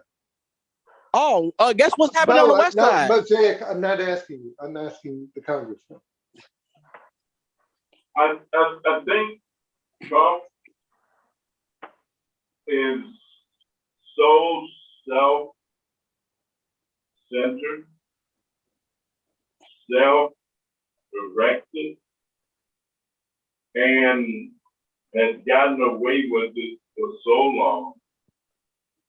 Although I noticed that he did turn himself in because he knew if he did not, get up, that the law was going to get him. They were going to handcuff him. They were going to put him in jail, and they were going to hold him there because no single individual can defy the law. You can say anything you want to say. You can say things, but you cannot, people are not going to let operate above the law. Because the law means too much in this country. Without law, you have chaos. And nobody would be safe. Right? Nobody could be secure. They're not going to let Trump or anybody else do that. But I don't worry too much about what people say, but I do worry about what they do. And so the law in this country allows you to say anything. You can say just about anything. We call that freedom of speech. Except if there's a court order preventing you. Yeah, except when, and that means that what you are saying has so much impact that it can be considered against the law. Almost treason. Yeah, there are instances, but I cannot see anybody of goodwill who really want to see America be a unified country. I can't see them voting for Donald Trump. I just don't know how they could do that. Well, but the danger is the media. Without the media, we wouldn't know who Donald Trump is. Oh yeah, he used to be president. Media, dude. You look at him, he don't pay for nothing. He always take advantage. I'm from New York. I disagree with that statement. The man was a billionaire for a reason. Teach him, brother. Talk about it, brother. The media has become a paid instrument. And we used to think of media as being news. Now, I don't really think so much of media as being news as much as I think of it as being pushing ideology and entertainment. Part of it is ideology, another part of it is entertainment, and maybe about 10%. But Yeah, that's a fact. All right, y'all. You know what? We're starting to we just crossed the 8 o'clock hour.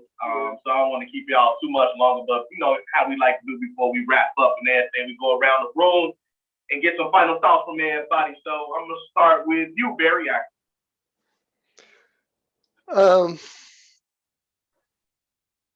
Well, Congressman Davis, I really appreciate you and all you've done, and your wisdom.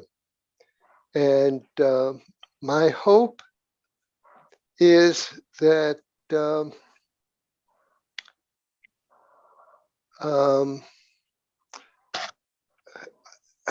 the party will prevail, only because the alternative seems like a nightmare to me. And so thank you all for the show and the conversation. And Mosaic, thanks for hearing me. For sure, Bear. You know what? You next anyway, Mosaic. Oh yeah, I just want Black people to go back to their roots. You know, we were conservatives when we got to this country, and we're gonna die conservatives. You understand me? We don't need no handouts from the Democratic Party, from the left. You feel me? You see how that went with the water crisis. You see how much help you got in the water crisis in Chicago a couple weeks ago. So you know, you know. So all I'm saying is Black people wake up, get off the liberal plantation. Hey, Monk, you ain't get yours from FEMA yet? They ain't, man, them people ain't gave me nothing. I've been checking the mail every day. Did you apply? No, I thought they were just gonna hand it out like Trump handed that money out. Dr. Dufresne, what you got, Dr. Dufresne? Dr. Joseph. Dr. Joseph, are you there? Let me see. Probably. Yeah, I'm here. So what I like to say is, first of all, of course, thank you, Congressman Davis, for everything. But also, as far as a space in America where the Black political voice still matters, Chicagoland is number one. So Right. to everybody, you know, to all the different voices that are speaking, you know, including our brothers who are not Black and brothers and sisters who are not Black, who are in the fight with us or in our neighborhoods. This is extremely important, these sort of discussions, because what we decide, the rest of the country will have to follow. At least a Black America, at least. Thank you, guys. Ms. Ella? Hey, I enjoyed it, but you know, it came to me when Congressman was saying back in the old days, our parents used to be Republican, and they just switched over to Democrat, like in the maybe early 70s or something. But I do remember my grandmother and my aunt being Republican, and I think Republican had a different ring to it back then than they do now. It's a totally different party. It's not the same party. So, and I also remember my grandmother and my mother and everybody I know used to tell me that ignorance is bliss. And I just learned what that meant now. So I had, you know, it was eye-awakening. So I'm glad to be on here, and I'll see you guys next week. All right. All right, now, Moto DR. I don't know who that is. I don't know that person number says it. Moto DR. You want to say something, Arnold? That's some honor. Well, I was just going to say hello, family.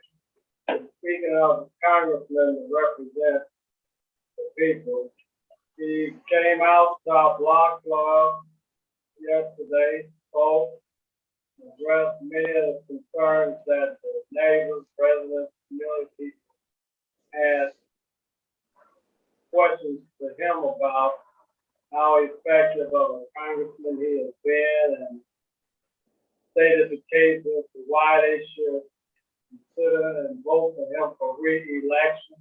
And many of them unequivocally stated, run, daddy, run, we got your back, we're gonna support you, they're not gonna listen to people talk about how old you are or how young you are. They're interested in how effective you are in bringing home the baby. Again, I just want to thank him as he's been able to be out at our block club events we have every year, and that's the 45th year counting that when we started till today. So again, Congressman, I want to thank you and run, Congressman, run, and we are praying for your health and strength, you and the family. And we got you back. We're gonna support you. I'm gonna work like my life was on the line, and let's election get you re-elected. Thank you, Congressman. And everyone say they got you. Yes, sir. Billy, you on? You got any comments before we close out? Well, the only thing that I really want to say is that we gotta beware of what I call the rumbling drum. And I'm saying that the drums are rumbling because there are people who think we've made too much progress. And they want to stop us. Mm-hmm. And they have a right to do what they do. But when two teams are playing in an athletic event, both want to win. Yeah, they both, and it's expected that they both want to win.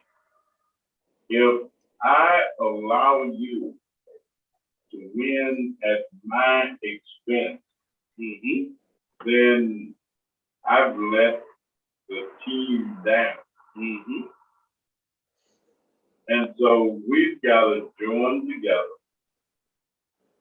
know what our issues are, and use logic to make decisions. Just the best logic. If you don't want to win, there ain't no point in being on the field. That's a fact of it. I mean, it's that. There's no point to being that fact. You want to win. Yeah? So you got to do what's necessary. We've come a long way, but we got much further to go. Yeah. And so I want to thank all the people that I've come in contact with, say in the last 2 days, right, which have really been great days. Just seeing people out at their block club parties, enjoying each other, coming together. Somebody asked, what does community need? And I told them that to me, community means coming together in unity. And when I learned to read, I separated words. That's how they taught it. And so community, by definition, means coming together in unity. And it's good to be a part of a community. So thank you all so very much. That's right. Yes, indeed. I just want to say, next week we're going to have people on from FEMA to discuss where they're at and if there are any concerns and needs.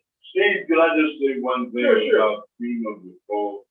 I am so grateful to the staff of FEMA who came out at 5 o'clock on a Saturday afternoon.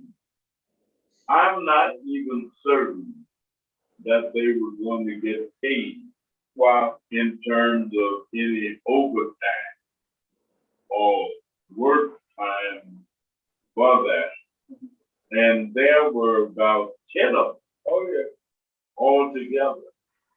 Out Saturday afternoon, 5 o'clock, didn't leave until about 7 o'clock, Right. 2 hours. And I want to thank the workers from FEMA who were at the Reverend Griffith Church yesterday afternoon. I'm gonna try to make sure we get that, the broadcast of that on, NAT page. It was supposed to have been on there, but I couldn't find it. I'm gonna reach back out. But yeah, definitely thanking all the representatives from FEMA that came out, and, we're gonna look at how we can support FEMA to help support people in the community and make sure that people are, made whole again. And this is the time, and it's also for renters. If you had a catastrophe or disaster due to the weather, as a renter, you can apply. So we're gonna have a representative on talking about that, and another gentleman on that's talking the contractual side. And that's it for me. Thank everybody for coming. I just want to say, as I mentioned, so speaking of ABCD, I'm a PhD ABB myself, and I'm right at the end. So I am going to be looking for participants for my research study. I need 60. They have to reside on the west side. The west side, as my study defines it, is Austin, Garfield, Lawndale, and Humboldt Park. And as long as you live in that community or those communities and work in a nonprofit that serves those communities, you can be a part of my study, 18 and up. And I'm gonna start putting that information out online soon enough, email at some point. And all I ask is that y'all share it so I can reach those 60 participants fast fashion so I can get done. I am trying to be done. There you go. But yeah, that's all. So with that, like I say, we do this thing from 6 to 8 every Sunday. We got various ways that you can interact with the show. We got the Facebook, the YouTube, and the Zoom going. So it's really about how you want to interact. Hey, please share the show. Let folks know that we just having conversations up here. I know Mosaic, and it get a little sticky, you know what I mean? But we need difference of opinion because that's how conversations grow, you know what I mean? And that's how we develop as people. We can't always just be rocking one side of the room because then we ain't getting nowhere like that. So please share the show and share the facts and facts as well for sure. And in closing, like I said, we always got open seats at the table. We just trying to welcome y'all on home. Thank y'all for allowing us to welcome you to Northwest Austin, Carroll. Y'all have a good night. Good night, all. Good night. Good night. Good night, Miss Jackson. That Miss Houston. Yeah, Yeah, Miss Jackson was, yeah.